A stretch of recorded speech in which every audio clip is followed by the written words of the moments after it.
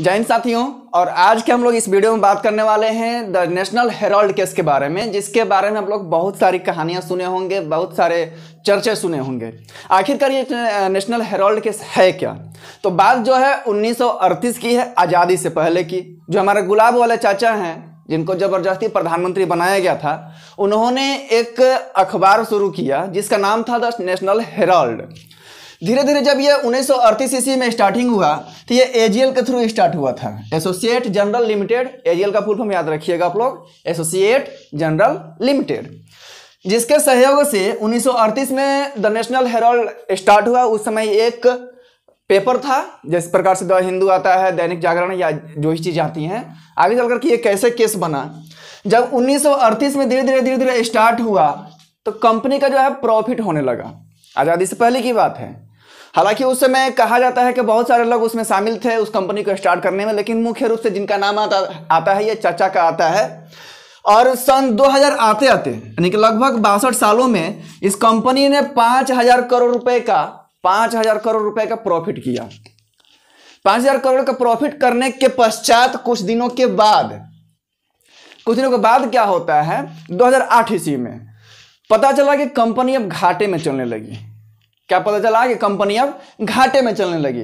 जब घाटे में चलने लगी तो इसके ऊपर जो कंपनी थी द नेशनल हेराल्ड, उसके ऊपर 90 करोड़ रुपए का कर्ज हो गया।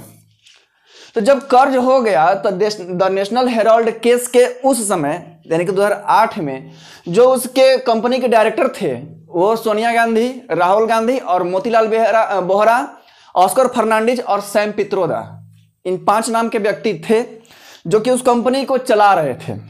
धीरे धीरे कंपनी जो है 90 करोड़ के घाटे में, सोचिए 2000 साल तक यानी कि 2000 ईस्वी तक जो कंपनी 5000 के प्रॉफिट में थी वो 8 सालों में ही 90 करोड़ रुपए का घाटे में हो गए।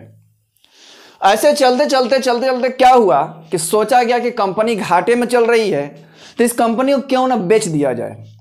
हालांकि ऐसे बहुत सारी कंपनियां जो हैं दिवालिया करती हैं और इनका भी मंसूबा जो है उसी प्रकार से था, क्योंकि मान चलिए कि अगर हम कोई बिजनेस किए हुए हैं और जिसमें ज़्यादा प्रॉफिट हो रहा है, अचानक से घाटा लगने लगा तो वहीं एक हम नया कंपनी खोल लेते हैं। ये कंपनियों का रूल है, एक नया दूसरा कंपनी। जैसे अभी अगर हम बात करें कि लोग कहते हैं कि सरकार गुटखा पर या जो भी चीज़ें हैं तंबाकू पर रोक क्यों नहीं लगाती है।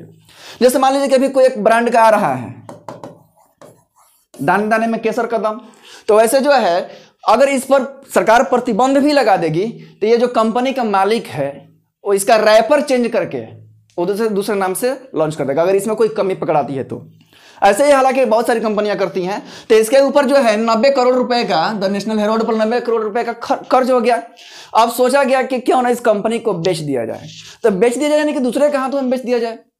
तो जो नेशनल हेराल्ड केस के जो भी मेंबर्स थे तो ये सोचे कि इसको हम लोग यंग इंडिया को, ये भी एक पेपर का ही कंपनी था, ये भी प्रेस का ही कंपनी था, क्यों ना इसको बेच दिया जाए। अब मजे की बात इसमें यह है कि जो नेशनल हेराल्ड केस के जो मेंबर्स थे वही यंग इंडिया के भी मेंबर्स थे। ये सोचने वाली बात है। अब यहां से उठा करके इसको बेचना था यहां पर।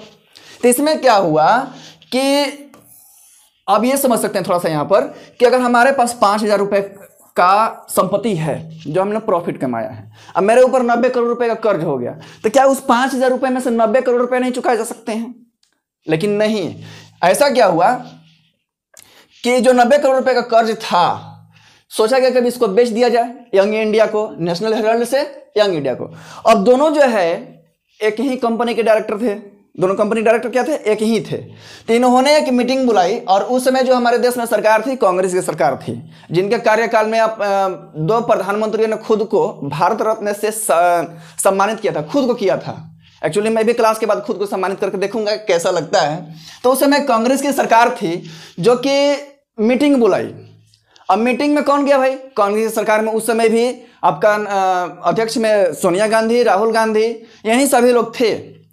तो उन्होंने मीटिंग बुला करके सोचा क्यों ना इस नेशनल हेराल्ड केस के ऊपर जो कर्ज है, नेशनल हेराल्ड के ऊपर जो कर्ज है उसको माफ कर दिया जाए या उसको लोन दे दिया जाए। तो इन्होंने सोचा, सारे लोग बैठ करके मीटिंग में सोचे कि जो है जवाहरलाल नेहरू या इनके जो भी वंशज हैं उन्होंने भारत के आज़ादी में बहुत सारा अच्छा सा काम किया है, भारत को आज़ादी दिलवाई है। खैर आज़ाद तो अभी भी नहीं है, इसको हम बताएंगे कैसे कि आज़ाद नहीं है। ठीक है, इन्होंने सोचा कि इसको या तो इसको कर्ज दे दिया जाए 90 करोड़ रुपए का लोन दे दिया जाए, या तो इसको माफ़ कर दिया जाए। तो उस कमेटी के जो भी मेंबर्स थे, जो मीटिंग बुलाई गई थी, उन लोगों में सोनिया गांधी, राहुल गांधी, ऑस्कर फर्नांडिस, मोतीलाल वोहरा, ये लोग सारे लोग शामिल थे। और उन्होंने ये फैसला लिया कि इसको हम लोग माफ़ी कर देते हैं 90 करोड़ रुपए का। बात अब चल करके बात आगे बढ़ी 2015 ईस्वी में। सुब्रमण्यम स्वामी ने, इनको सब लोग जानते होंगे, हालांकि ये एक वकील भी वरिष्ठ वकील हैं।